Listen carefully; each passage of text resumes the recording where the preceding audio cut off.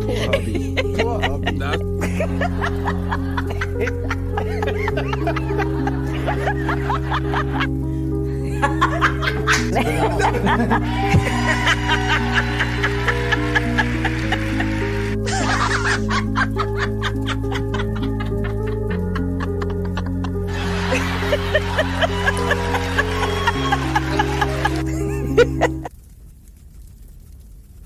What they have done to our country by allowing these millions and millions of people to come into our country, and look at what's happening to the towns all over the United States. And a lot of towns don't want to talk. It's not going to be Aurora or Springfield. A lot of towns don't want to talk about it because they're so embarrassed by it. In Springfield, they're eating the dogs, the people that came in. They're eating the cats. They're eating the pets of the people that live there. And this is what's happening in our country, and it's a shame. I just want to clarify here. You bring up Springfield, Ohio, and ABC News did reach out to the city manager there. He told us there have been no credible reports of specific claims of pets being harmed, injured, or abused by individuals within the immigrant community. Well, I've seen people on television. Let me just say here, this is the people on television say my dog was taken and used for food. So maybe he said that, and maybe that's a good thing to say for a city manager. I'm not taking this from but television. But the people I'm on taking it from television the say city manager. the dog was eaten by the people that went there. Again, Springfield city manager says there's no evidence.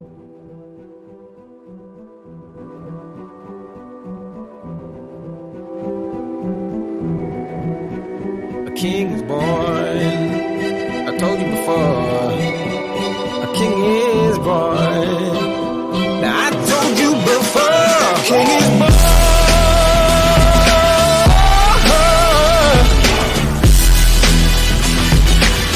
Oh yeah.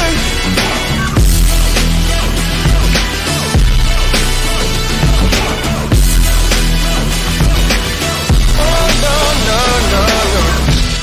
Like a beast in the jungle, in the heat of the rumble, I ain't got nothing to lose. Hey, I've been fighting these hard times in the ghettos of my mind.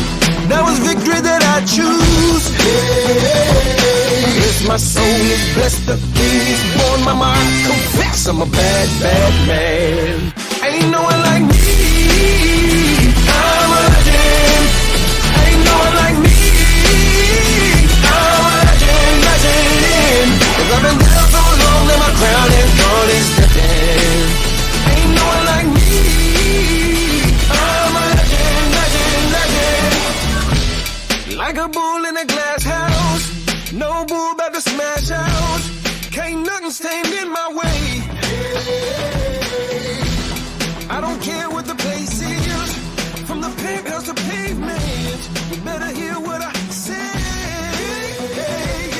Yes, my soul is blessed, the king is born. Mama, I confess I'm a bad, bad man. Ain't no one like me. Hello, welcome to Through the Fire podcast with TJ, and I'm TJ. Yeah, we got to have a conversation today. We really have to have a conversation today. We really have to have a conversation today. Black conservatism versus white conservatism, and why black folk feel the need to align themselves with white conservatism. And this is going to be a conversation today. I know I'm not the most charismatic individual, but I'm just going to do what I can do on this subject and just let the chips fall where they may. Hopefully, whoever watches this kind of get something out of it. All right. So right off rip. Let's just cut through the bullshit and get real for a second, because it's about time someone says the quiet part out loud. And that quiet part is this. Black people, listen. We're standing just outside the gates of irrelevancy. Yeah, I said it. We're teetering on the edge of zero while the world watches us fumble and they laugh in our collective faces over our collective stupidity. And guess what?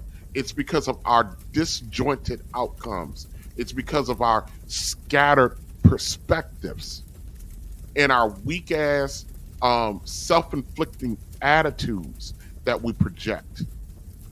We're literally in the last stages of self-destruction as a people. And history will absolutely march on without us. And in short order, black people, and in short order, blacks in this country will not even be a motherfucking footnote. We won't even be a footnote in the history of this country because we don't understand we are standing just outside of the gates of irrelevancy. Too many of us still think we will continue to be relevant based on how we're moving right now. And you want us to continue, and you want us, and if you want us to continue to have a say in this country, then we gotta act like it. And we gotta stop playing with our public image and our behavior and how we vote. Stop being complacent. And for God's sake, stop allowing ourselves to be distracted by the nonsense that keep us cannibalizing ourselves. I'm talking about petty fights about who's more woke or who's too conservative or who's selling out, and my favorite, who's at fault for the complete breakdown of the black family structure. We're letting trivial differences divide us, like this fuckery with going 50-50, and while ignoring the real issue that's robbing us of being a future people in this country.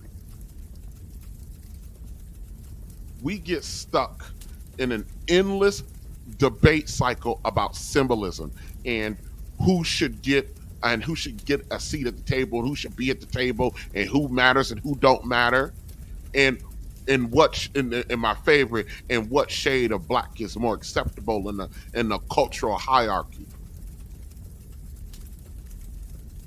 We are sitting here in real time watching the extinction of our basically our collective futures. Listen, our disjointed outcomes, whether it's in education, wealth building, family stability, our disjointed outcomes are making us a joke to the rest of the world. We can't even show up consistently in the spaces that matter. So how in the world do you think anyone is going to take us seriously? We won't even acknowledge when a platform such as the Democrats and the Republicans are playing in our face. We won't even acknowledge that they're doing it. To be brutally honest, in general, we are our own worst enemies right now. And we talk about systemic oppression, and trust me, that's a real thing. But we never want to address the fact that we are sabotaging ourselves with these weak ass excuses.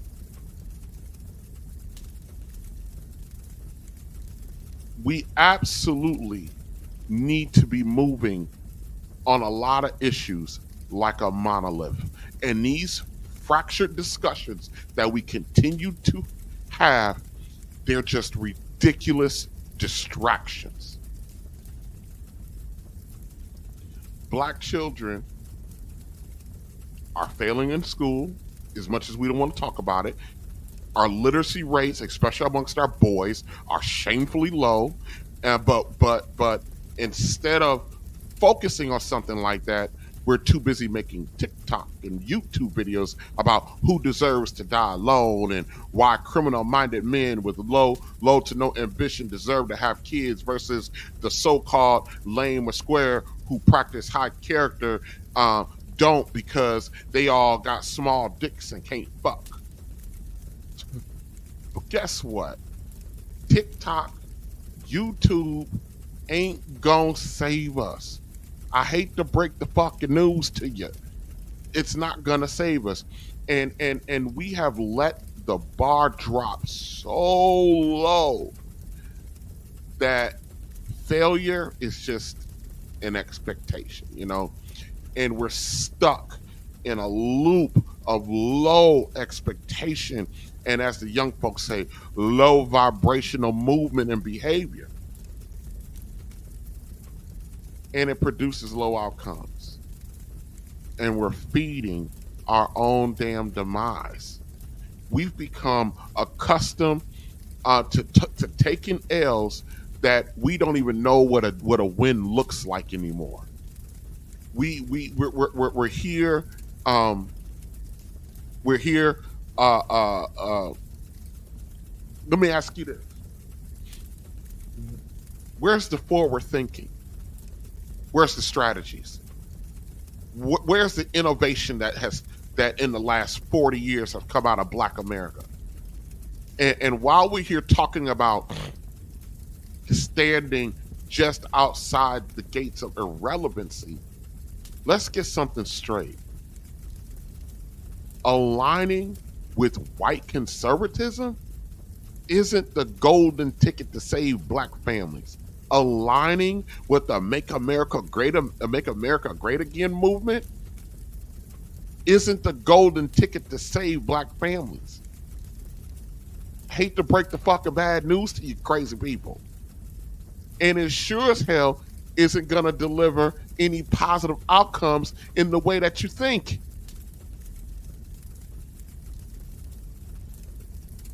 So let me try to break this down in no uncertain terms.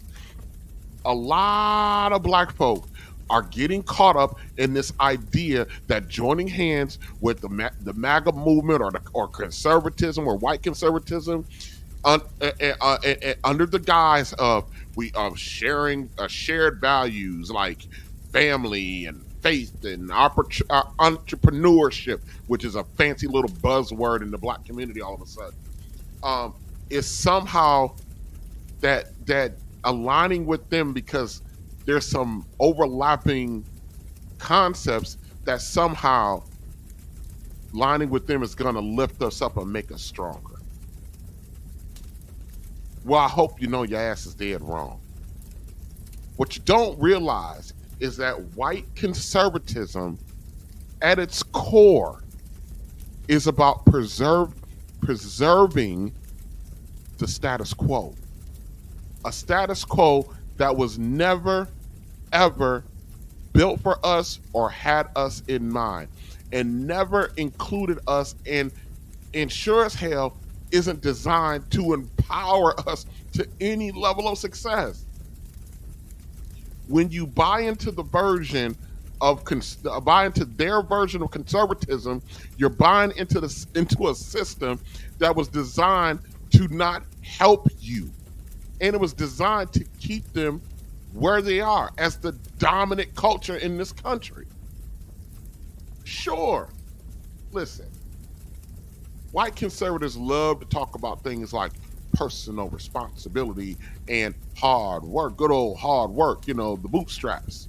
And yeah, on the surface, those values seem like they're in line with what Black families need to thrive for or strive for. But here's what they're not telling you.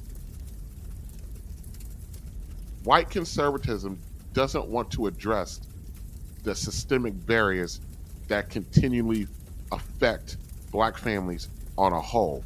And I hate to use the word Black families because we don't have them anymore. There's no such thing as a Black family. White conservatism has nothing to do or has no motivation to deal with the fact that there's no such thing as a black family anymore. The same can say the same about the pathway to wealth building.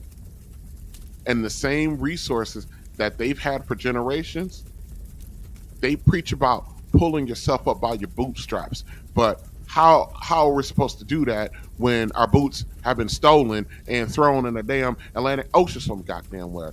And thanks and shout out to Donald Trump for this. Yes, he admitted, they all admitted, the system is rigged.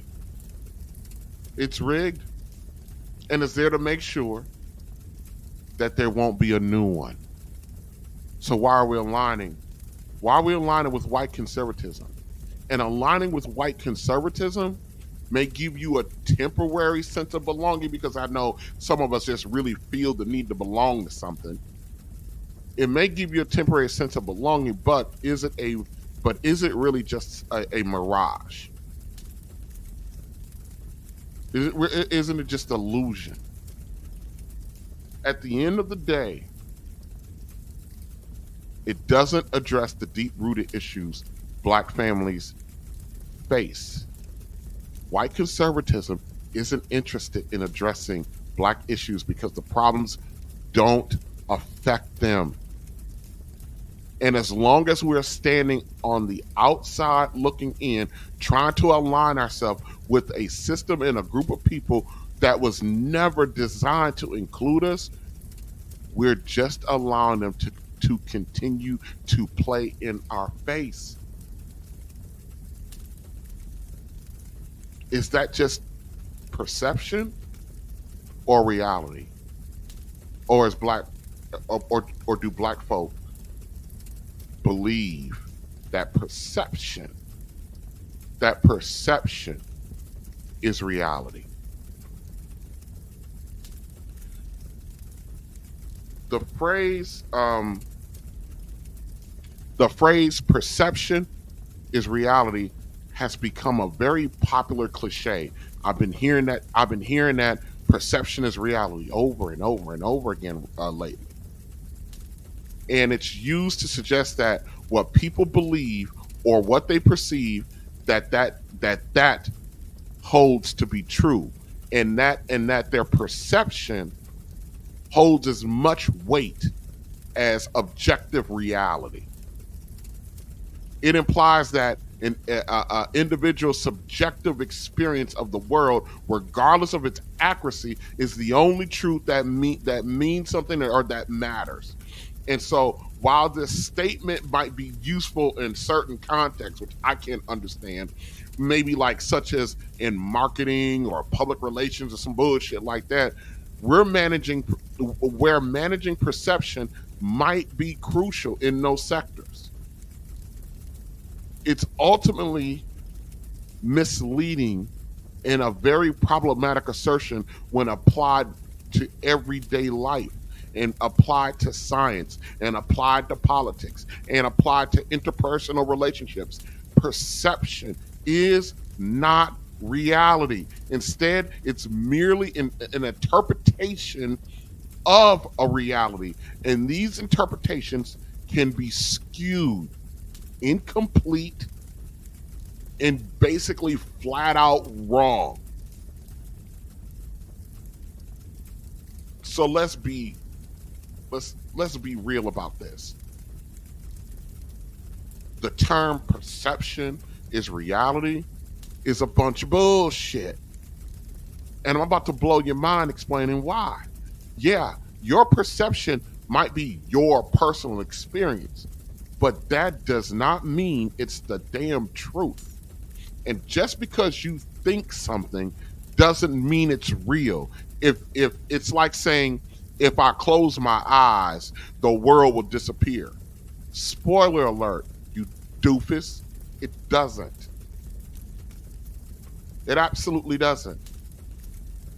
Imagine believing something so hard that you ignore cold, hard facts. That's exactly what this lie does. Perception is reality. It tricks you into thinking your opinions or your viewpoints is the absolute truth. But here's the kicker. your perception is based on flawed and can be sorry, your perception can be biased, flawed, and can be flat out wrong. You know, our brains are wired to see what we want to see and not what's actually happening. Our brain does a judo mind trick, you know, to help us justify things that we want to just get away with. Like, look at all the information flying around right now. People live in their little echo chambers, convincing themselves that they're right just because they feel it. But feelings aren't facts. And reality is what it is. And no matter how much you perceive, your perception twists it, facts are facts, and facts don't change. To understand why perception is reality is a false thing, we need to take a little bit of a delve dive into the nature of perception and its limitations. I'm going somewhere. Please stick with me. I'm going somewhere. And I want to show you how easily your perception can be manipulated and distorted. And keep in mind, I'm talking about perception here, but I'm really talking about these two fucking political candidates and these two political parties. So please keep that in mind as I go through this, that I'm going through perception and how flawed it can be, but I'm actually making a broader point about these two fucking political parties, okay? Now, perception by its very nature is subjective. It's shaped by numerous facts, like including personal experience. It's shaped by emotions. It's shaped by cognitive biases, and it's shaped by your cultural influences. This means that two individuals can perceive the same event or situation, and they can view it entirely different from one another. Neither of which may be an accurate reflecting of the incident that happens. They both can be in the same situation and experience it completely different. And the objectivity of the reality of the situation may be lost to both of them because of their perception. And their perception based on the aforementioned things, like their personal experiences, the emotions, their cognitive biases, the cultural influence. All of that influences your perception. There's been psychological research that has demonstrated that human perception is prone to error. And that's why in the courts, they almost no longer rely exclusively on eyewitness testimony. There was a case study done on cognitive dissonance. And it showed that individuals often change their perceptions to align with their beliefs. People change their perception to align with their beliefs. The election was rigged. The election was stolen. When it wasn't. The other side, the guy that's born a man can now all of a sudden call himself a woman, and now he's a woman. This phenomenon reveals how perception can be manipulated to reduce a personal discomfort rather than reflect on the harsh realities that is actually accurate. Someone who makes a decision they may regret later might reinterpret the situation to convince themselves it was their best, that what they did was in their best interest. How many of you have encountered this? Someone makes a decision and then later reinterprets the decision to convince themselves that what they did was in their best interest. We see this with our women.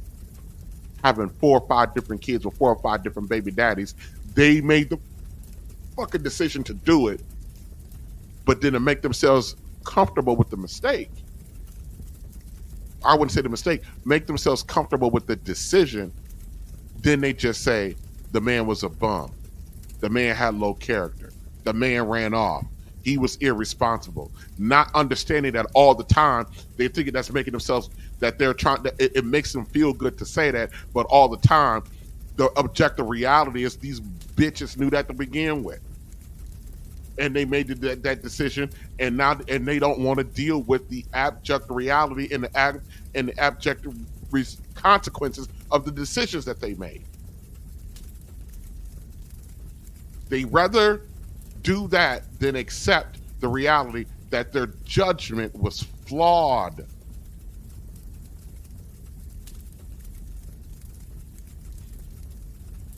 This subjectivity is further evidenced by a phenomenon such as confirmation bias.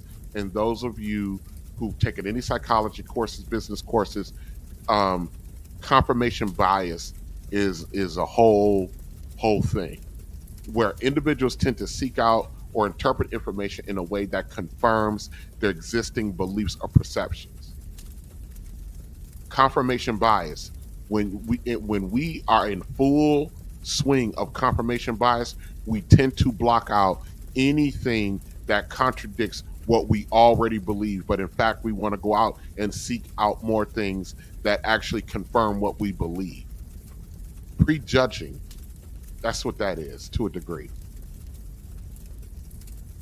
This cognitive bias leads people to disregard information that contraindicates their views, and it reinforces a distorted version of reality. So when people believe that their perception is the only valid reality, they're more likely to cling to incorrect or incomplete understanding, and even ignore evidence to the contrary. They're eating our dogs. I have another way of actually, breaking this down. Perception is reality. It's another way of saying you're fucking delusional.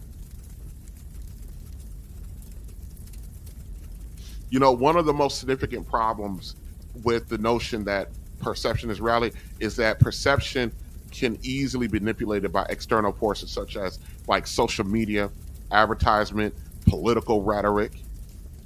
This manipulation can lead individuals to perceive the world in a way that serves the interest of those who control the narrative, rather than reflecting the actual state of affairs.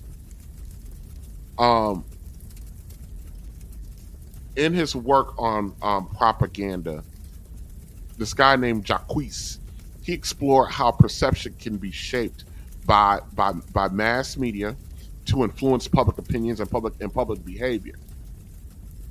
They hire advertising firms hire psychologists to figure out the best way to promote their products, because your perception can be manipulated.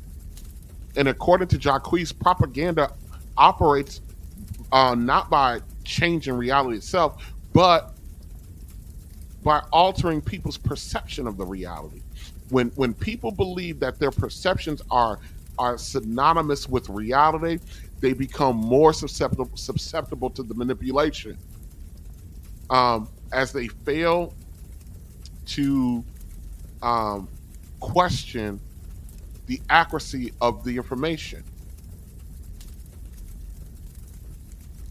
Now, this thing that Jacques is talking about, this type of propaganda, this dynamic is remarkably evident in politics.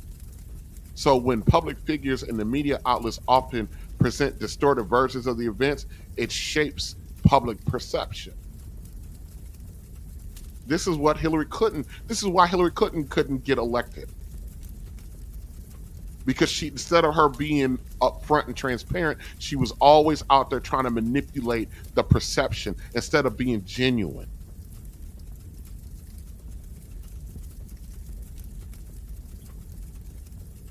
Like during the 2016 presidential election, um, there were several like political events revealed. It revealed how powerful and dangerous um, the distortion can be when people fail to distinguish between perception and reality. We had a whole group of people in this country at one point thinking Barack Obama was born in Kenya because they distorted the reality.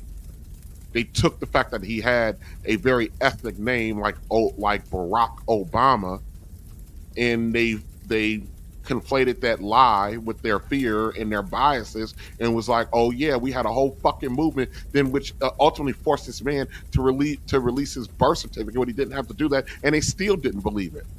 Confirmation bias.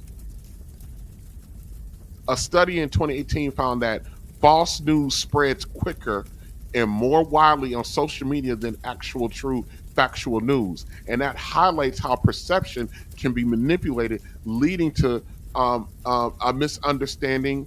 And at times, when you put out false information, that shit can almost be deadly. I'm going to give you a clip of a news article talking about false things that happened, and it almost turned out deadly. The presidential campaign was the explosion of fake news on the internet. Fantastic tales that some believed to be true. Chip Reed reports that one phony item led to a dangerous situation in Washington.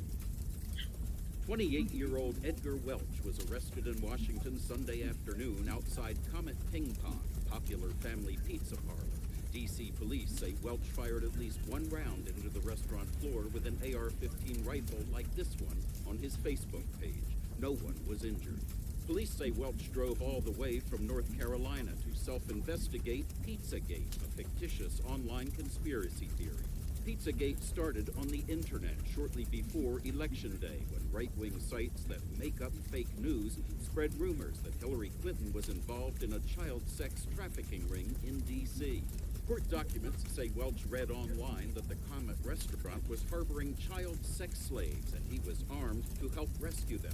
He surrendered peacefully when he found no evidence that underage children were being harbored in the restaurant. Pizzagate has been pushed by Michael G. Flynn, son of retired Lieutenant General Michael T. Flynn, chosen by President-elect Trump to be his national security advisor. The two were seen together at Trump Tower last month. After Welch's arrest Sunday, the younger Flynn... Please, rapid response to room 822. It'll remain... May I have your attention, please? Rapid response, room 822. ...linked Mrs. Clinton to criminal activity. 6 days before the election, Flynn tweeted, "You decide, 822. NYPD blows whistle." Who is that? I don't even know. So basically, what happened here in this situation, was there was a fake news article about a pizza, like some pizza shop was operating in child trafficking, and so and this Yahoo believed it because because Hillary was tied to it. So he went there with his assault rifles and everything else, was gonna maul down anybody in the damn place to rescue kids that weren't even there. That's insanity. That's how easily the media and fake information, false information can shape and change and alter and influence your behavior and your realities. This man believed it because he didn't like Hillary Clinton. So he thought Hillary Clinton could be tied up in something so nefarious out in public. So that piece of fake information confirmed that with that dude, and he was up out of there. He went over there to took it upon himself, but did nothing to go and see if it was actually true. It was enough from whatever news source so-called news source he got that from. Now, while perception can influence how people understand and interact with the world, it's not a substitute for the truth. The truth is based on facts, evidence, and reason, and it exists whether or not we choose to acknowledge it. The truth doesn't require you to believe it because the truth stands on its own. One of the dangers of this perception as reality mindset is that it can lead people to prioritize their subjective experiences and their feelings over objective facts.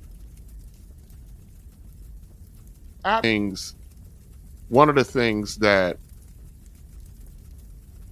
one of the things that I had to come to terms with is that most people care more about how they feel about something rather than the objective reality or the objective truth of anything.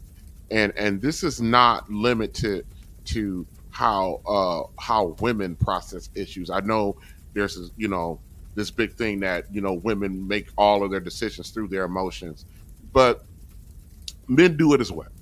Probably not to the degree as the women do, but do it as well.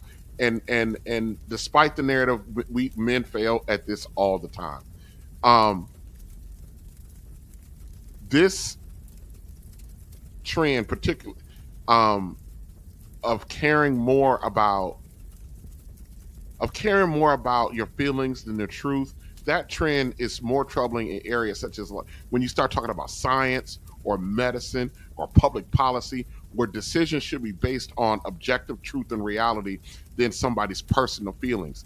And the phrase perception is reality, believe it or not, it's nothing more than a smoke screen. It's nothing more than a smoke screen, a big fat lie. It's a big fat lie that people use to dodge the truth. And just because you think something just because you think something doesn't mean it's true. Your mind can tell you anything. And perceptions are influenced by your biases. And perception is also influenced by your fear. And it's also influenced by a lot of misinformation. And just because you feel something, it doesn't make it real. And using the term perception is reality is just an scapegoat to not take accountability.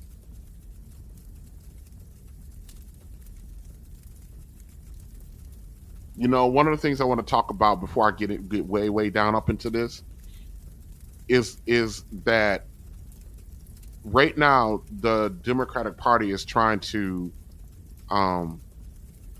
rewrite the story of Kamala Harris and her over zealousness towards truancy, and how they continually keep telling us that Kamala Harris has never locked anyone up for truancy.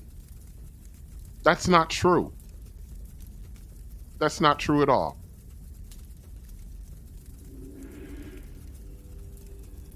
I intend to fight for Black Lives Matters. I intend to fight. If Black Lives matter to her, why didn't I matter? I don't agree what Kamala Harris did to my mom, and I don't agree with what she's done to other parents as well. My message to all Americans, especially Black Americans, do not trust Kamala Harris. I'm so proud of you right now, because you walked all the way down here, and I wasn't expecting you to walk.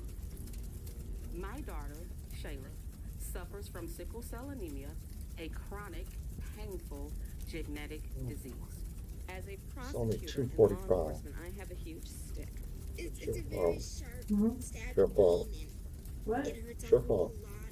Like from my chest all the way down, it hurts, including my side. So I decided 3. I was going to start prosecuting parents Call for down here truancy. and When Kamala Harris was the California Attorney I take it General, you're gonna she volunteer. had me arrested and prosecuted because my handicapped daughter was sick in the hospital and had me. Majority of my time here at the hospital.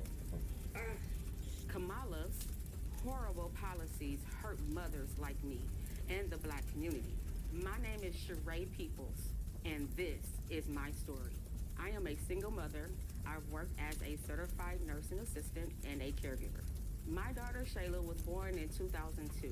When she was born, she was diagnosed with sickle cell anemia. It affects all major organs in the body and also causes extreme pain. Her whole life, she has been on medications like morphine and Dilaudid to help her control the pain. In addition, she had to undergo blood transfusions every 3 weeks. My lifestyle became taking care of her almost full time. It is pretty typical for kids with Shayla disability to miss a lot of school. I just got out of school. I've done 3 full days this week. Oh, I'm so tired. And for years, the teachers were aware of her condition and her absences were all excused. California schools get their state and federal funding based off of average daily attendance. Schools are paid about $30 per student per day. In San Francisco, we threatened the parents of truants with prosecution. I first heard of Kamala Harris when she got elected California Attorney General. We are putting parents on notice. We are going to make sure that you face the full force and consequences of the law. She wrote a report saying truancy was costing California schools $1.4 billion a year in funding. Because of truancy, California public schools lose $1.4 billion a year in funding. I want money. Kamala then wrote a law making it criminal for parents if their kids miss school time. Kamala even wrote a book called Smart on Crime. You can read an excerpt from the book that she just plugged shamelessly. It's called Smart on Crime. Talking about arresting parents for truancy. I sent a letter on my letterhead out to every parent in the public school system. In 2012, like all California parents, I received a threatening letter from Kamala Harris saying we'll go to jail for a year if our kids even miss 10% of school days. It was like a crazy intimidation tactic. I'm going to start prosecuting parents for truancy. I thought, wow, this woman doesn't have any empathy. Is it because she's not a mother? I also thought, how could she not understand it would disproportionately affect people of color, single black mothers? But honestly, I didn't imagine it could affect me. Her teachers had her medical records from the Children's Hospital. I even had a 504 plan, which was an agreement between the school district and the parents to provide care for students with disabilities. Oh, wow. It was April 18, 2013, in the morning. I'm in my pajamas. I had just fed my daughter, gave her her medications, sent her off to school. Little did I know, there was a warrant out for my arrest. All of a sudden, the police is outside my house, and they started banging on the door. I opened up my door, and 2 officers entered my home. They told me I was under arrest for my child missing school.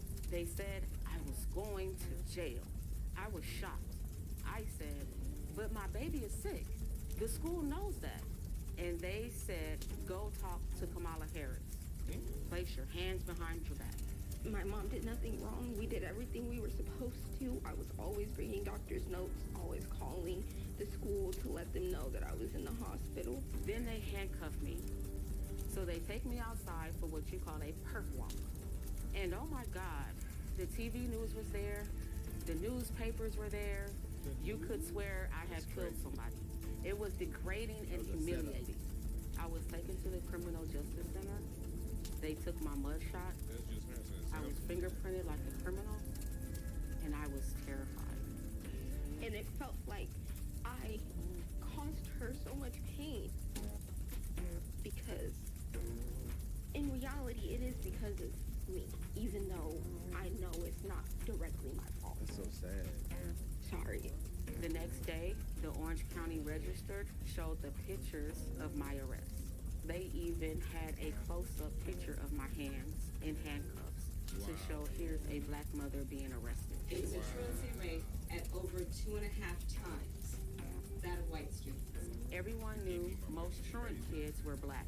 I think Kamala Harris wanted me as an example to threaten other single black mothers, like, this can happen to you if you don't get your kids in class. The police even put out a press release naming me and other black single mothers like Toya Daniels who got arrested the same day. But my hell was just beginning. They gave me 2 charges: failure to supervise and encourage school attendance, and contributing to the delinquency of a minor. Wow. I couldn't believe it. They framed my daughter as a gang member and basically charged me with neglect. Wow. I spent the next 2 years in court fighting these charges. Kamala assigned her nastiest prosecutors to my case. My homicide prosecutors, my gang prosecutors. And they went over there and I said, when you go over there, look really mean. Like, when you go over there, I want you to look really mean. Now, I shouldn't say the only thing. One of the things that bothers me is that the mother in the video kept talking about, I'm a single mom, I'm a single mom, I'm a single mom, I'm a single mom. Like that should give her, it's like these unwed mothers who had these kids and decided not to work something out with the father to be a part of this. It's like they want to be their own protected class. It irks my nerve that somehow you should get special accommodations because you were irresponsible. I don't get all of that. But the fact of the matter is, this crap with Kamala Harris,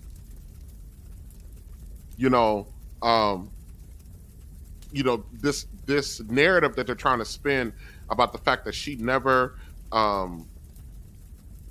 arrested anyone for truancy, that's a lie. Now think about it.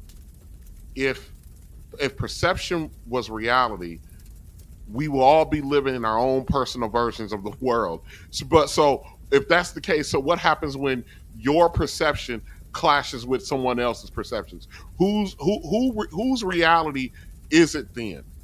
Like if my perception, your perception, and then her perception, their perception, and then their perception and their perception, then what is the actual reality? We live in a world with facts, evidence, and objective truth. And those don't change just because you feel a certain way. Perception can be twisted. I've been saying it over and over and over again. And politicians manipulate it. Social media warps it. And your bias is the fuel. You've seen it. People arguing over fake stories or conspiracy theories, all because their perception was hijacked. So I'm asking you all, don't do your due diligence. Don't fall for it. The truth doesn't change just because someone sees it differently. Now it's time to say it very loud for people in the back that are dim-witted, don't get it. Perception is not reality. This mindset has got black folk confused, thinking that because someone says they're a conservative and believes in family values or fiscal responsibility, that we're all on the same team. That's bullshit. What's going on here is what they call a sleight of the hands. It's a manipulation of perception to make you think that the battles black people fight are the same ones that white conservatives fight.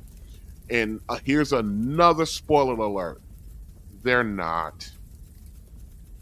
You may perceive that supporting conservative ideas is like universal, is like a universal experience, but that's not reality. The reality is that the history, the goals, and the struggles of white conservatism have never aligned with the true needs for black people. Period. Point blank. End of story. And those Negroes that believe otherwise is setting our people up for failure. Because we're fighting for two different things under the same label. So why does it matter? Because perception is powerful. Perception can lead black people to vote for policies that sound good on its surface, but leave us stuck in the same cycle of economic and social inequalities. Perception can have us believing that we're on the same side as people who actively work against our own best interest. And more importantly, perception can keep us divided, focusing on the wrong issues while ignoring the root causes of stuff. We cannot let this phrase, perception is reality, keep us from recognizing the truth. Our fight is very different from white conservatives. Our needs are different. Our history is different. And the solutions we require need to come from a deeper understanding of what's really at stake. Perception, no matter who says it, perception is not reality. Good grief.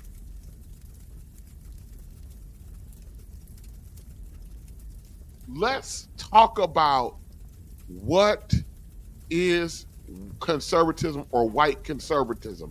Let's talk about that. American conservatism as a political and cultural movement has a long history that's woven into the fabric of the country. Over the last couple centuries, conservatism in the United States it's evolved from its early roots in classical liberalism. Believe it or not, conservatism was actually considered liberalism at one point, and also the resistance to government overreach. You know, one of the most significant influential strands of American conservatism is its relationship with the evangelical evangelical Christians. Conservatism attached itself to evangelical Southern Christianity as a strategic plan. Evangelical Southern Christians were shaped by the historical realities of the South, particularly during and after the Civil War, as well as during the Civil Rights Movement. The evangelical, the Southern evangelical Christianity or Christians in the 19th century was tradition was intertwined with the institution of slavery. Many Southern Christians use biblical justifications to defend slavery, and they were argued that it was a part of the natural order established by God. And ministers would preach sermons that supported the idea of white supremacy, and churches in the South often became places where pro-slavery ideology was reinforced. After the Civil War, the South defeated, after the Civil War, the South was defeated, and the abolishment of slavery, deeply impacted white evangelical Christians. They lost their fucking mind. Many Southern evangelicals saw the loss as a form of divine punishment and believed that the Southern racial hierarchy, which placed whites at the top, should still be preserved. So during Reconstruction and into the Jim Crow era, many white evangelicals defended segregation and racial discrimination, viewing these systems as maintaining good social order, and they believed it was of God. And then in the mid 20th century, as the civil rights movement, started moving to dismantle segregation, which that's a whole nother philosophical, to dismantle segregation and secure equal rights for blacks, many Southern white evangelical Christians in the South resisted these efforts. Churches often became centers of opposition to racial integration, the white churches, and some even supported maintaining Jim Crow laws. Evangelical Christians. This resistance to social change reinforced a culture of conservatism that continues to shape the Southern evangelical Christians today. And the conservative movement latched onto them as a voting base. And so now you can't really distinguish between a conservative and a Southern evangelical theory mindset. They're one and the same now. This connection shaped most of the modern conservative agenda today, particularly in the realm of social policy and cultural identity. To understand the motivation and goals of those who subscribe to this ideology, it's essential to explore the historical development of American conservatism, and it's tied to the evangelical Christian belief system. The origins of American conservatism can be tracked back to the early days of the country, particularly during the Federalist Party led by like Alexander Hamilton and John Adams. You know, those early conservatives advocated for a strong central government. Sounds like Democrats, don't it? A robust national defense and policies that would promote economic stability and growth. They were wary of the excess of democracies and sought to preserve the political order by establishing the power remained in the hands of well-educated and responsible elite or property owners. The American Revolution gave rise to a strong tradition of classical liberalism, emphasizing individual liberties, limited government, and free market principles. So classic liberalism, you know, they keep talking about liberals today is like a dirty word. Classic liberalism is what the fucking Conservative Party is today, which is crazy. Over time, American conservatism would come to embody a synthesis of competing ideas promoting both economic freedom and social order. These are also called states' rights, or the states' rights people. During the 19th century, American conservatism was closely associated with the defense of states' rights, especially in the South, where slavery was a central economic and social institution. Southern conservative, many of them who were deeply religious, argued that federal government had no right to interfere in the institution of slavery, which they viewed as essential to their way of life.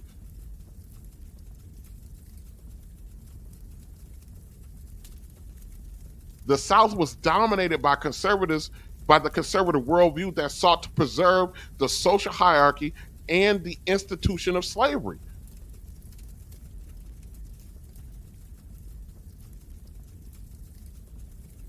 You know, during that time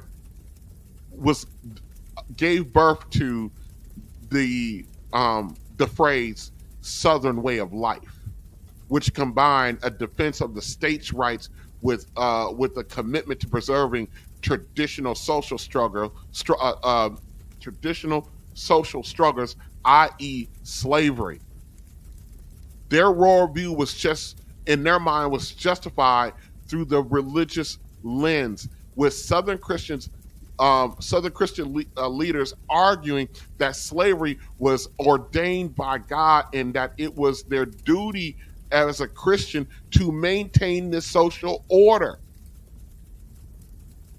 They would even manipulate Bible verses to prove it. Colossians 3:22, slaves, obey your earthly masters in everything and do it, not only when their eyes is on you and carry their favor, but with sincerity of a heart and reverence for the Lord. That was one of their favorite verses to justify what they were doing. Your earthly master. What about 1 Peter 2:18? Slaves, in reverent fear of God, submit yourselves to your master. not only to those who are good and considerate, but also to those who are harsh. These verses, along with others like it, was sometimes used to justify slavery by arguing that it was condoned or accepted within the Bible. However, it's important to note that slavery in the Bible times was very different from the chattel slavery practiced here in the United States.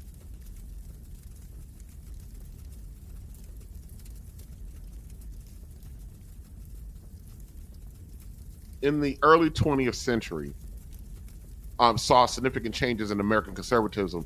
The Progressive era and the New Deal brought a dramatic expansion of government power in the areas of economic regulation and social welfare, especially the New Deal. In response, a new conservative movement emerged. It dedicated to opposing the growth and influence of the federal government and promoting free market capitalism. So the modern conservative movement gained political traction in the mid 20th century, particularly with candidates like Barry Goldwater. You guys need to go look that motherfucker up. Barry Goldwater, and the eventual election of Ronald Reagan in 1980. Reagan's presidency marked the culmination of decades of conservative activism as he successfully implemented many of the movement's key policies and goals, including tax cuts, deregulations, and a strong national defense. Like, Ronald Reagan is the Conservative Party's hero. He's their Abraham Lincoln, to be quite frank. And let's not forget how much Reagan disliked Martin Luther King. In 1968, shortly after King was assassinated, Reagan, who was a governor at the time, the governor of California, was very dismissive. He said, this is what he said, and I'm quoting him: "It's always tragic when a life is lost, but I have to say that Dr. Martin Luther King had an enormous hostility to the government, and it's no surprise that he met his fate." End quote. That's what Reagan said about King. And later on, when he was president, Reagan hinted at his, Reagan did not want to sign into law, making Martin Luther King Day a national holiday.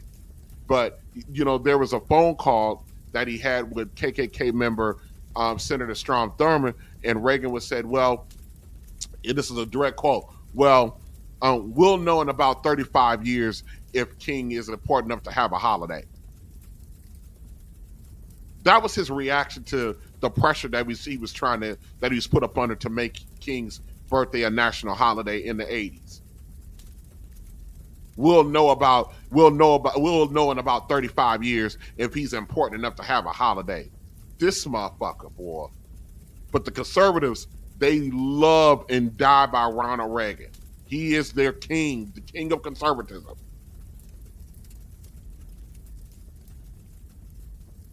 That statement lets us know how little regard Reagan had for King, and we can assume Reagan thought very little of King and thought that King was just very irrelevant to national life or the history of this country.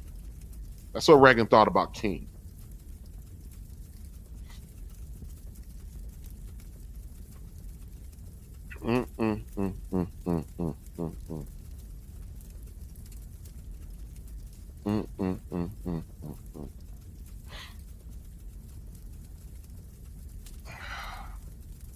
So let me ask you this. What are they trying to conserve? The Conservative Party. What are they trying to conserve? Those who subscribe to American conservatism, especially the evangelical Southern variant of it, which is the majority of the Conservative Party, they're motivated by a desire to conserve key elements of American life. And here's what the big con. Here's where the big con comes into play for blacks who want to align themselves with these white conservatives. At the heart of American conservatism, especially among evangelical Christians, it's a commitment to preserving their traditional moral values, which includes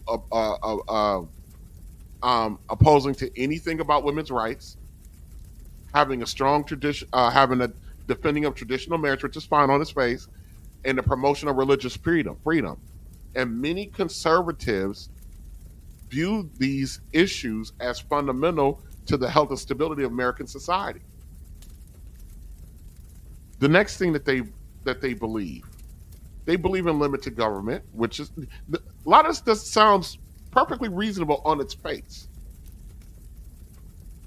Limited government, conservatives have a long been worried of the expansion of the federal government, except for when they want to impose things on you, like, tell you what to do, what doctor you can go see and all that bullshit.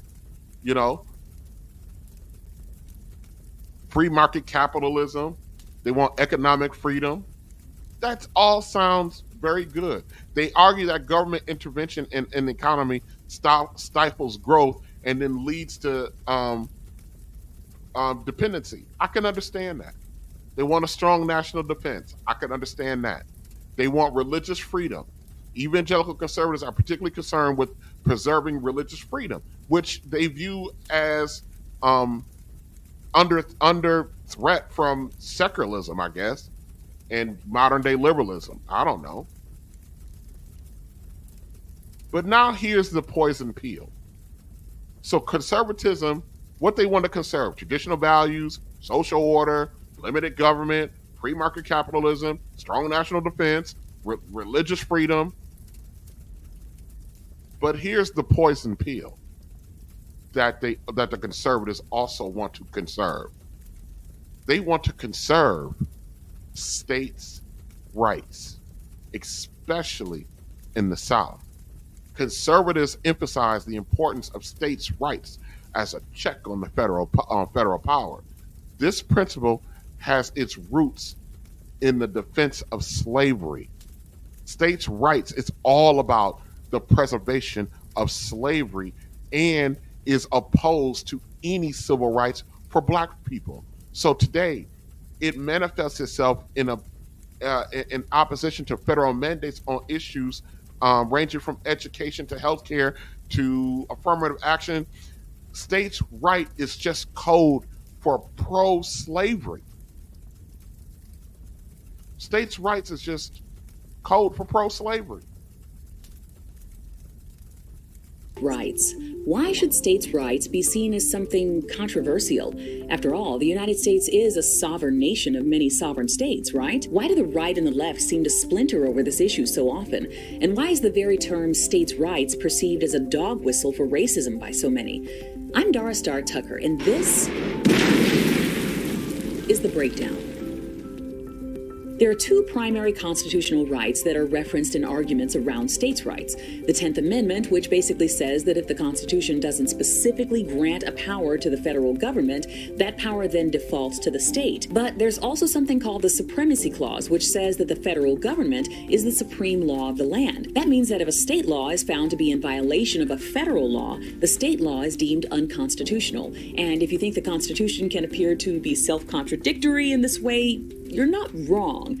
Clearly, the Founding Fathers were attempting to create a system of checks and balances between the state and federal government and ended up inadvertently creating a bit of a feedback loop that's going to keep us all entertained for years to come. In so many decisions, both legal and legislative, this dance between federal and state control often sets the stage for battles that cut right to the heart of the nation's most sensitive topics. And oftentimes, when states' rights are in question, it's conservatives who are arguing that the federal government shouldn't be allowed to interfere with their right to behave in a way that's potentially detrimental to a vulnerable group like women, minorities, the LGBTQ community, or immigrants. But historically, some of the most significant constitutional crises and court decisions involving states' rights have revolved around the issue of race, like the Missouri Compromise of 1820, which had to do with maintaining the balance of power with slave states versus non-slave states in the new territories that were acquired through the Louisiana Purchase. It allowed Missouri to be admitted as a slave state as long as Maine was admitted as a non-slave-holding state. It also outlawed slavery in the new territories above the latitude line 3630. Then there was the Kansas-Nebraska Act of 1854, which basically turned the Missouri Compromise on its ear by saying that individual states should be able to decide whether or not they wanted to allow slavery. It pretty much paved the way for the Civil War. And speaking of the Civil War, the granddaddy of all racism disguised as states' rights dust-ups, I'm sure we've all heard the claim that the Civil War was really about states' rights, and it was. It was about the state's rights to own Negro slaves.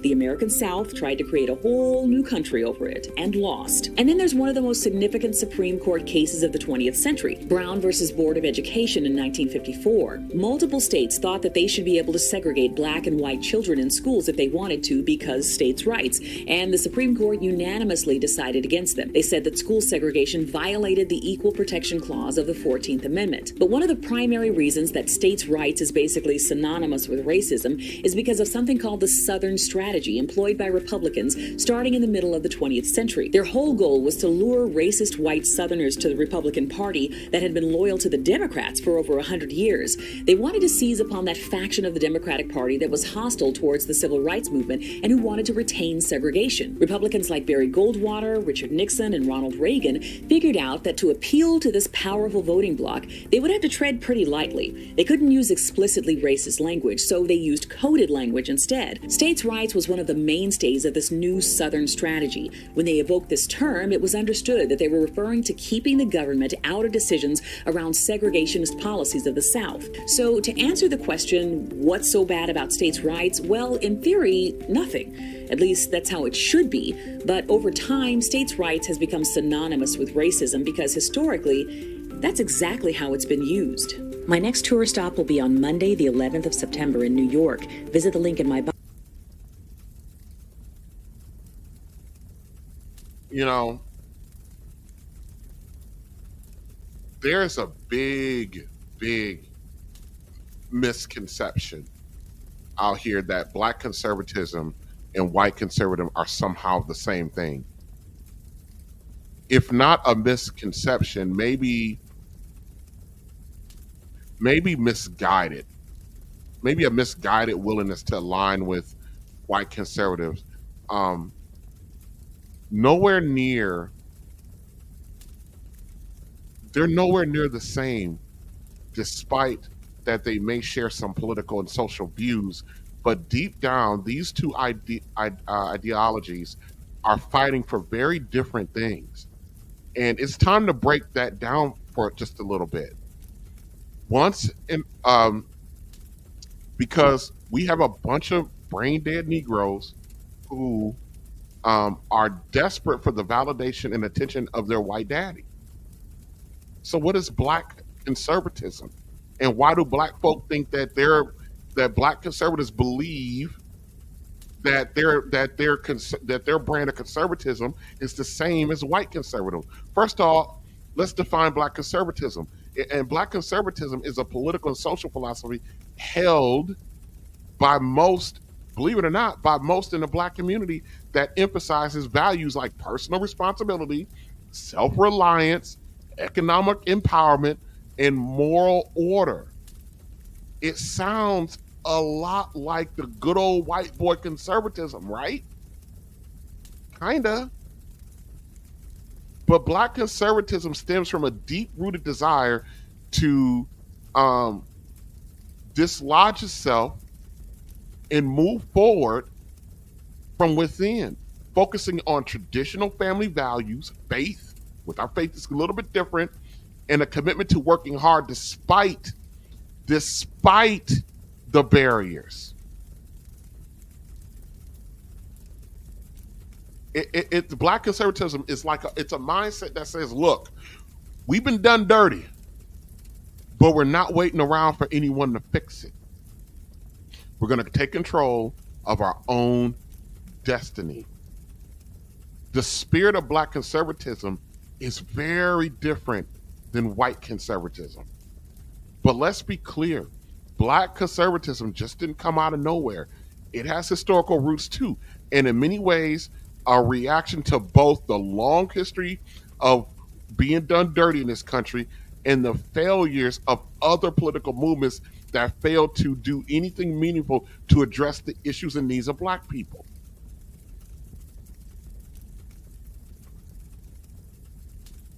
Booker T. Washington, who was all about self-help and the idea that black people could gain respect by success by building their own institutions and businesses.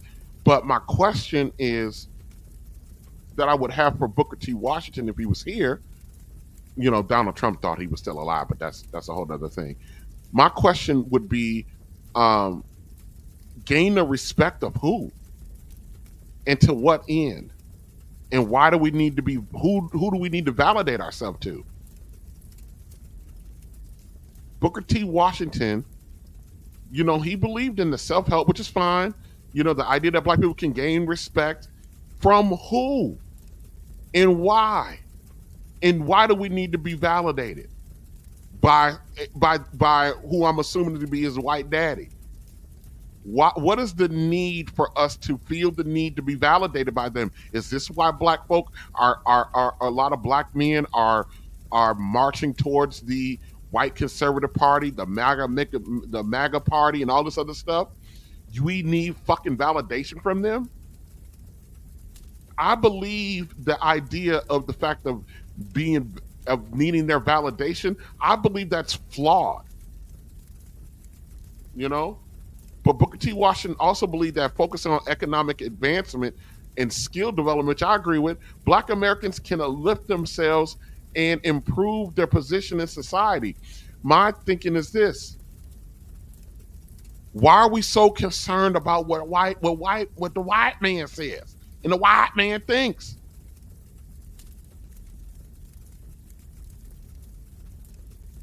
My understanding about Booker T's philosophy is that he wants us to seek validation from the oppressor. And my question again is, to what end? Now, let's look at someone in stark contrast to Booker T. Washington, which is W.E.B. Du Bois, or Du Bois as people call him, who believed in direct political action and using the government to push for civil rights. These two gentlemen kind of represents the two paths within the black diaspora. Self-reliance versus activism. I think you need both. And that debate is still being had today in a lot of black circles, especially amongst quote-unquote black conservatism. And I believe that self-reliance, the self-reliance crowd today is hell-bent on assuming or assimilating into white conservatism and is seeking validation through white conservatism because because on its face, it just by the words and what they're focusing on, it aligns with black conservatism, white conservatism does. But that's just on its face. When you take a deep look at it, we're different. Now, in the early 20th century, in the 1900s up through the 1960s, black conservatism was closely aligned with the Republican Party. And the modern day Republican Party likes to tout that, but they're not telling you the whole truth. The Republican Party was the party of Lincoln, and in the immediate aftermath of slavery, the Republicans were viewed as the party of civil rights.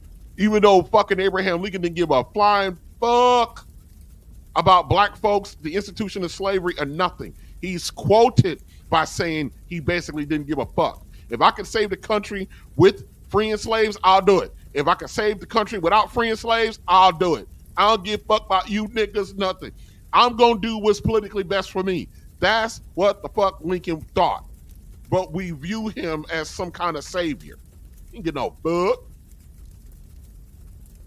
The Democratic Party during that time was tied to the southern segregationists and the white supremacists.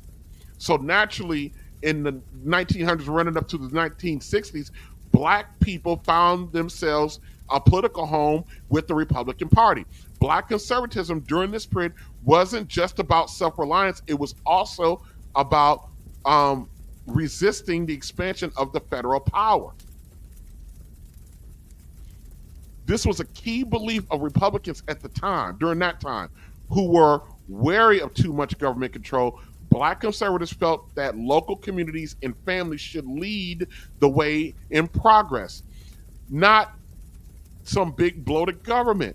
Though a lot of white conservative and black conservatism, they're linked, but the motivations between the two are drastically different. What we aim to accomplish is drastically different. We have different reasoning. White conservatives, they want to preserve states' rights, i.e. slavery and oppression. Black folk just want to live and be productive and have generations move on productively. White conservatives do, but they want to do it at the expense of us, in the subjugation of us. It's different. Very different.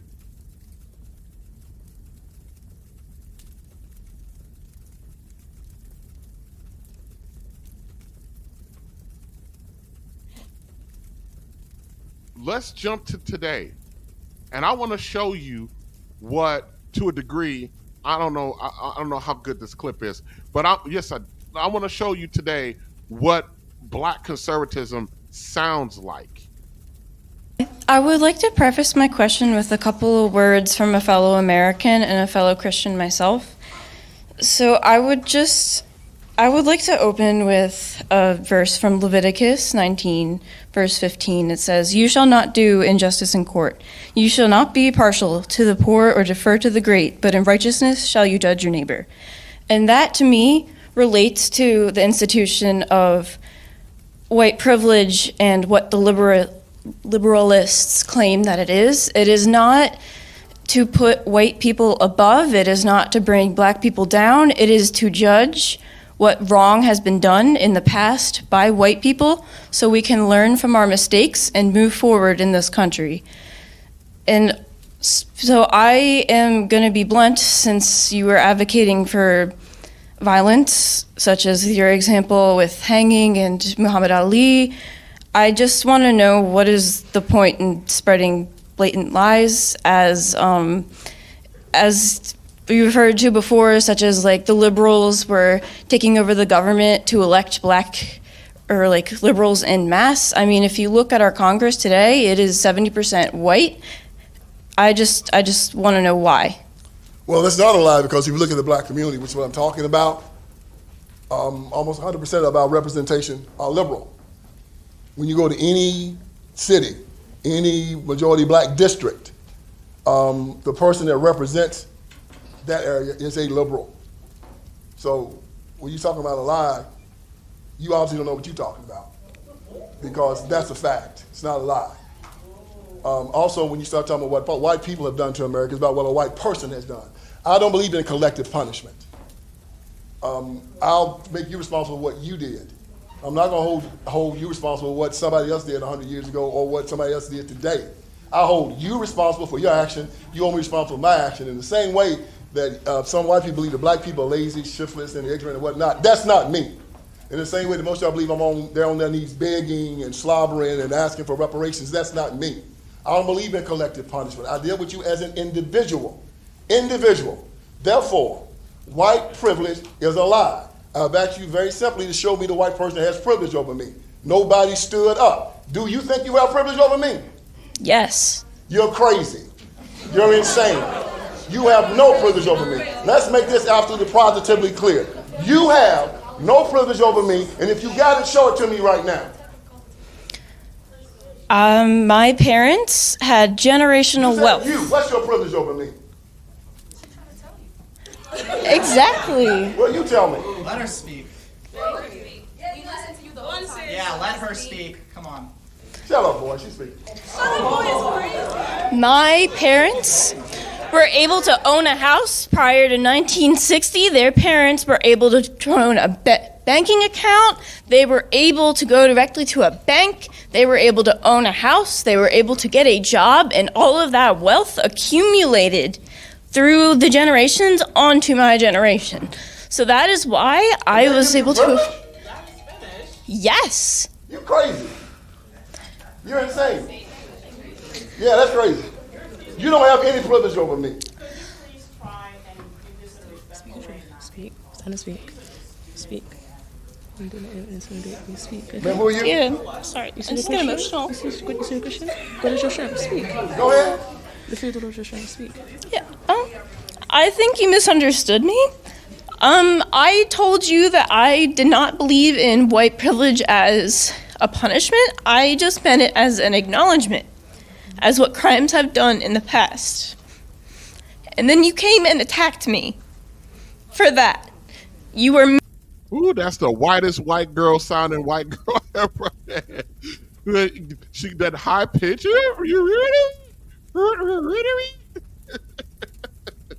But this joker here, boy, we'll talk about him in a second. misconstruing what I am saying actively. It is not that I believe I'm better than you. Is Becky trying to cry? I believe I'm better than you. She can make a good point, but she's doing the white girl thing. Or that you are worse than me. I am not trying to punish anybody. I am acknowledging the system. I'm not trying to punish anybody. I'm trying to acknowledge the system. Poor white girls. I'm sorry. Poor white girls. Even when you're trying to make an intellectual comment, my God, all y'all sound like I'm fucking caring all the time, even when you're probably right. Oh my God. That exists. Is she up there crying? I think the girl is crying. Was there a question in that? You don't need to cry. I was responding to your statement that was untrue. Which was? You mentioned something about collective punishment. Yeah. I said nothing of the sort. Okay, you're saying that your grandparents had privilege over me? They had privilege over yours. No, they didn't. You didn't know my parents. You didn't know my people, so you don't know that. There was a whole lot of people that were there. But right now, I'm talking about today. You see, again, listen. Hold it. Wait. Listen.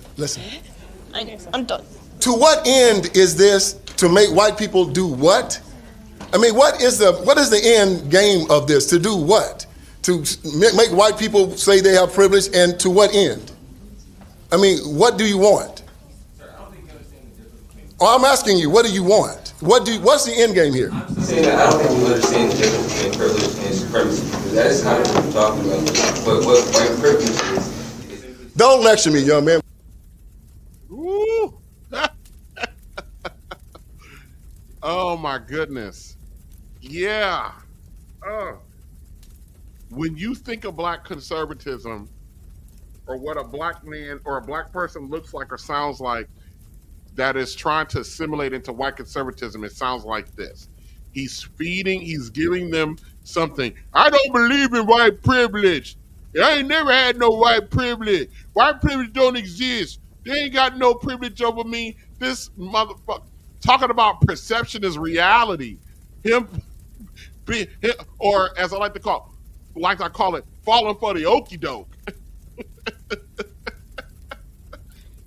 This is the modern black conservative male, and what he sounds like, and what he thinks, and the way he thinks and sounds. He has the talking points of white conservatives,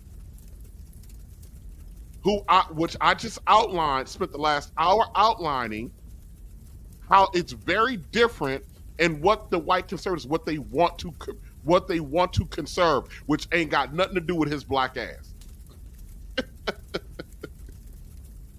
So let's jump into present day black conservatism. Black conservatism still exists, but it looks a lot different than it did 100 years ago. It looks like that dude now.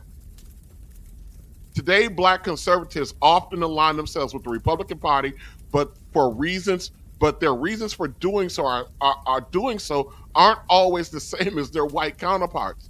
Let's take a real quick look at what black conservatism looks like when one is trying to be accepted by white conservatism. And we just saw this exhibit of this man. That's what black conservatism looks like when they're trying to be accepted by white folks. They talk like him. Take someone like Clarence Thomas as the Supreme Court Justice. He is a firm believer in originalism, whatever the fuck that means.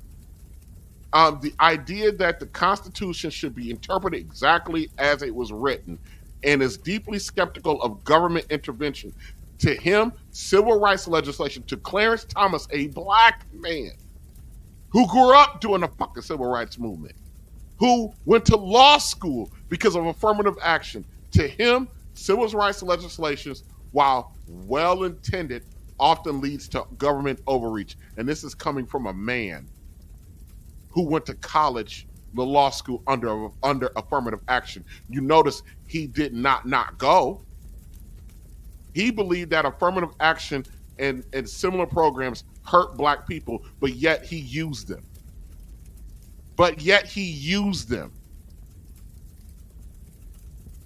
Lord have mercy.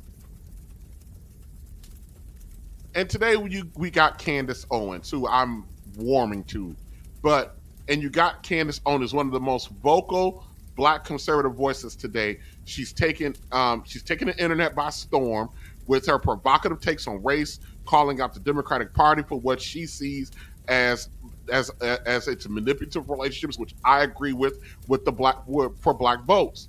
She argues that the left has been using black people as pawns to push forward policies that don't actually help black folk at all. I agree. Increasingly creating a cycle of dependency. I agree.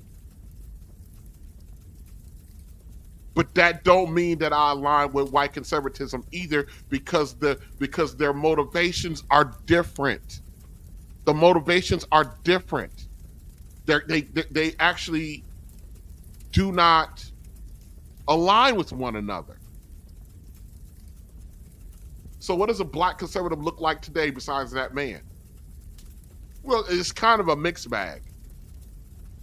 You know, black conservatives believe in personal accountability and often rejects the idea that systemic racism is a primary barrier to black success. I don't think even the quote unquote liberal believe that systemic racism is the primary barrier to black success. I don't believe anybody believes that that's the primary objective barrier to black success. Systemic racism. I think it's easy to try to convince people of that. Perception is reality, right? Many black conservatives today argue that the key to progress isn't government intervention, but economic power. Yeah, we're all about I believe black folk, we done sold our soul. We done replaced God with dollar. Dollar is the new God. Because we are all in this space talking about starting business, building wealth, creating opportunity, chasing the bag, and all this other bullshit. Entrepreneur. You got to be an entrepreneur, which I don't think most people can spell entrepreneur. You know, black conservatism pushed back against the fact that the idea that government is the solution to black folks' problems. I agree, they're not. But argue instead that government programs often perpetuate the very issue that they're trying to solve. I believe that wholeheartedly. There's a strong emphasis on traditional family structure, which we don't have with black folks anymore. Many black conservatives believe that the breakdown of the black family unit, partly due to the welfare programs that incentivize women to keep their homes single and have kids without the benefit of a marriage. And black conservatives believe that has devastated the so-called black community, and they're absolutely correct. It did. That's no longer an opinion or a feeling. That's a fact. That's an empirical fact. All the data suggests that the incentivizing of welfare programs and the current makeup of the child support system incentivize women to not align with productive, character-driven men. And create an actual functioning family with them. I agree with that. Black conservatism is all about us. White conservatism is all about subjugating us. They're above, we're below. They're master, we're servant. That's not black conservatism. That's not black conservatism. Like I said before, you know, some elements of black conservatism sounds a lot like white conservatism. But here's the truth. Black conservatism and white conservatism are not the same, even though they share some common ground. Why? Because we are coming from two very different historical and social realities. White conservatism is often perceiving, preserving, they want to preserve the status quo or go back to a time where it was pretty rough to be here if you were of African descent.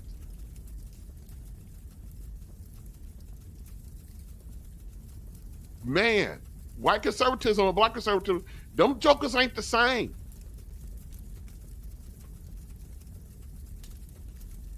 White conservatism often downplays the significance of the effects of African chattel slavery and race in this country. They'll even say shit to you like, I don't see color. What? Shut the fuck up. But black conservatives know that race is a factor, and that just believe the best way to overcome it is through personal responsibility and hard work rather than government programs or affirmative action. But the thing is, though, what these black conservatives don't understand is, if it wasn't for some of these government programs, they wouldn't be in the positions that they're in. You wouldn't have a fucking Clarence Thomas without the government forcing these states to do right by black folk.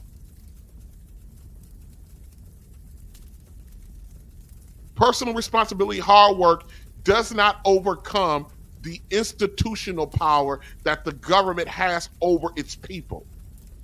You need the federal government to go into these states and to bully these states into doing right, because if they don't, they will preserve their old way, which is Jim Crow, segregation, slavery, exile, and murdering, killing black folk.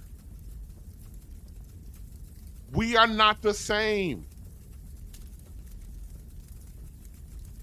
For white folks, they see affirmative action as an unfair advantage for white folks, which I find that to be fucking rich for them to think that way, given what they have and have been historically in this country. What are you talking about?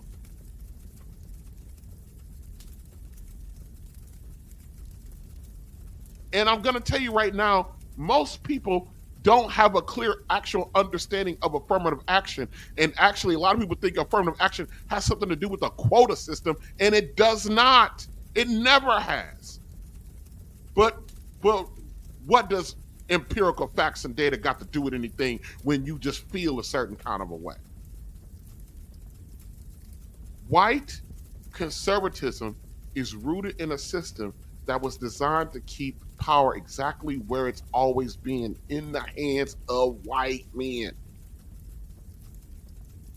It's about preserving a status quo that was built on the oppression and the marginalization of black and brown folk. Think about the laws, think about the policies, think about the historical structures that white conservatives love to quote unquote conserve. Whose tradition and institutionals are they protecting? Whose traditions and institutions are they protecting? Newsflash, it ain't ours. Motherfucker, it ain't ours. When we as black folks start to believe that our struggle are somehow reflected in white conservatism, we're playing right into the hands of the system that wants to divide and conquer. And let's not forget, white conservatism has thrived off of suppression of black votes. Historically, the white conservative movement have often opposed civil rights, black voter rights. They support voter suppression tactics, and they defend it.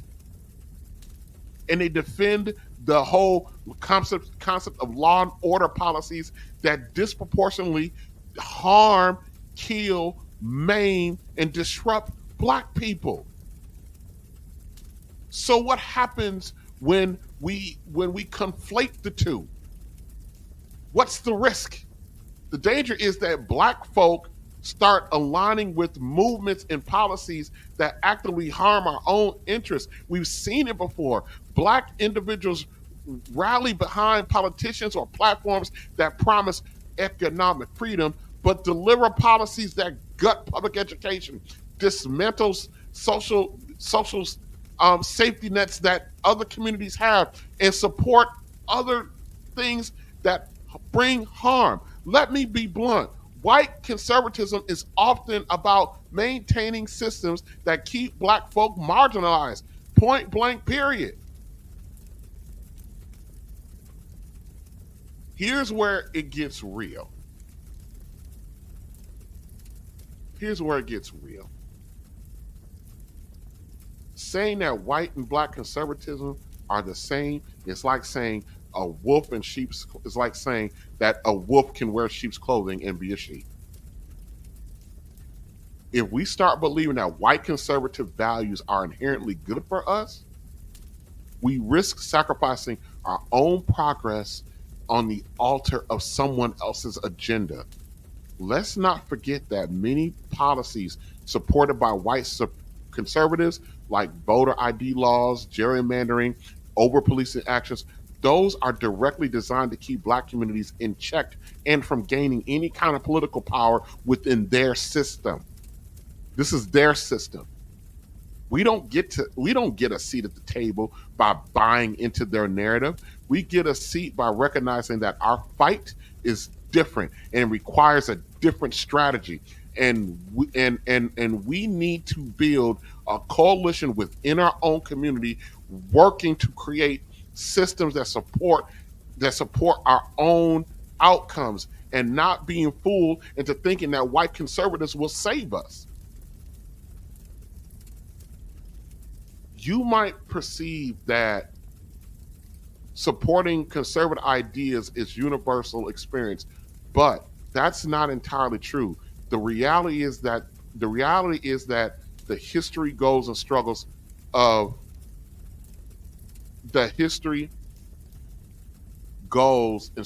white conservatives have never aligned with the true needs of blacks.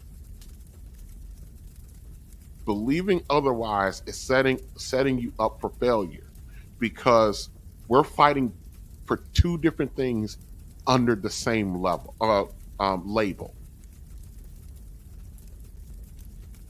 I'm of the mindset it's time to get off both these damn plantations and become capitalistic voters. That's right, black people. Time to put your vote up for sale. Sell your vote to the highest bidder. Why not? Why not sell your vote to the highest bidder?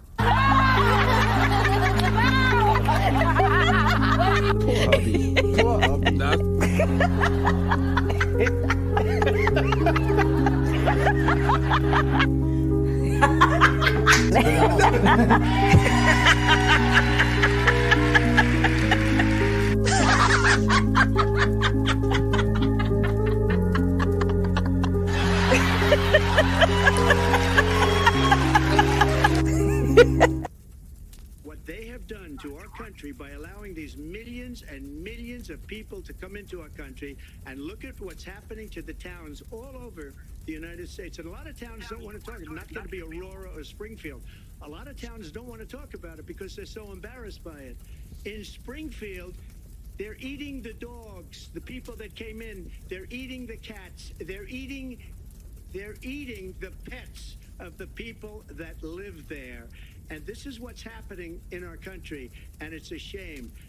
I just want to clarify here. You bring up Springfield, Ohio, and ABC News did reach out to the city manager there. He told us there have been no credible reports of specific claims of pets being harmed, injured, or abused by individuals within the immigrant community. Well, I've seen people on television. Let me just say here, this is the people on television say my dog was taken and used for food. So maybe he said that, and maybe that's a good thing to say for a city manager. I'm not taking this from but television. The people I'm on taking it from television the city saying manager. their dog was eaten by the people that went there. Again, the Springfield city manager says there's no evidence.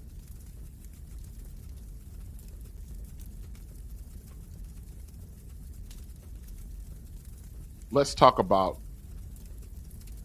the irrelevancy we're standing at the gates of.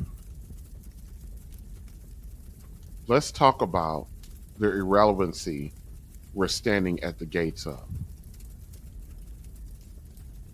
We've got politicians talking about us like we're meaningless, monolithic voting block they can count on every election. And what we do, and what do?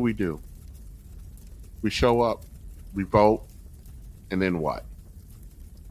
The same old promise, the same old excuses, and we're still out here begging for a seat at the table. Hell, we're not even invited to the table anymore.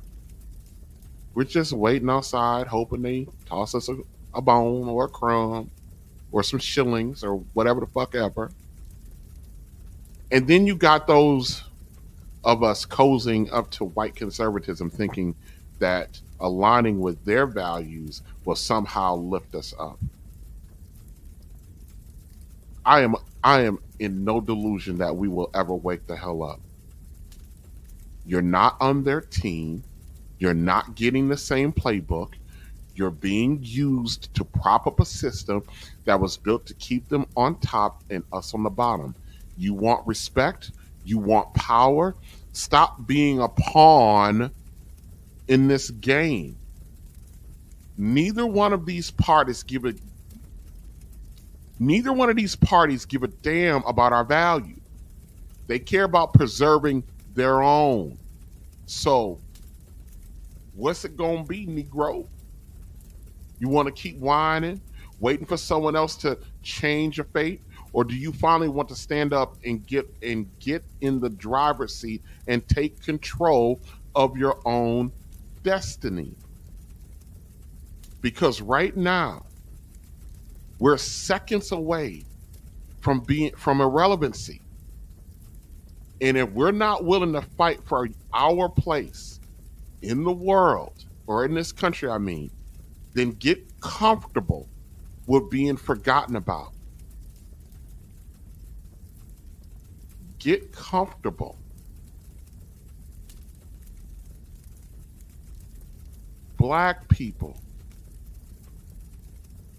we are standing outside the gates of irrelevancy. We're teetering on the edge of zero. Believe it or not, here's a bar reference for you bar people and club people. We are currently and today, as Black people, we are currently today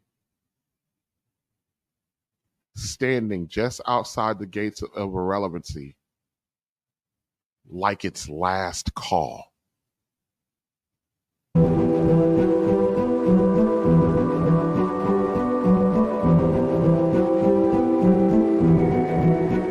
A king is born.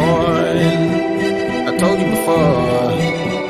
A king is born. Now I told you before. A king is born.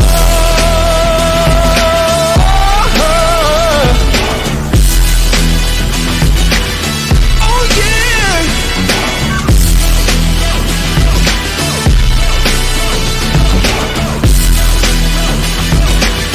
Oh no no no no. Like a beast in the jungle, in the heat of the rumble, I ain't got nothing to lose. Hey, I've been fighting these hard times in the ghettos of my mind.